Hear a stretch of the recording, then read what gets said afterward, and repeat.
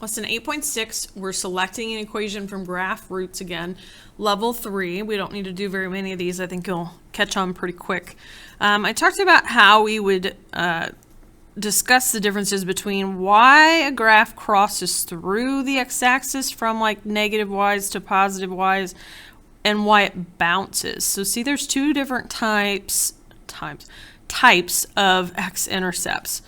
And so when I have something like this at 4, this is simply going to be x minus 4. It's going to have no power on the outside. Whereas when this bounces, I use that word a lot, I'll say this crosses through. When it bounces, it's still the same with parentheses around it, so it'd be x minus 6, but it's going to be to the second power. That second power is how I know that it bounces off of that point. It's called a multiplicity. A multiplicity means how many times does this answer occur, and when it occurs twice, it causes it to bounce off, which is kind of cool. And so we can figure out quickly which one that is. X minus 6, that one's squared, times x minus 4.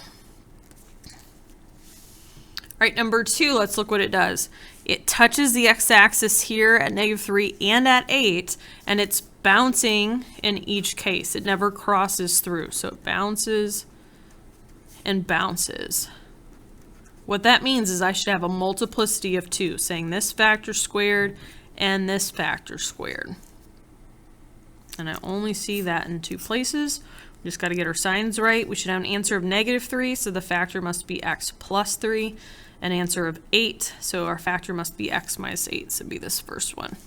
So whenever you have squared, that means that it bounces. Even if I were to have, well, this is kind of cool of the parent function.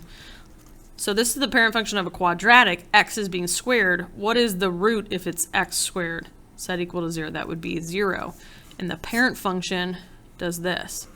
It never crosses through, it bounces off the x-axis at 0 because the multiplicity is 2. Kind of neat. So even when you have a trinomial factored out, it's going to bounce at 0.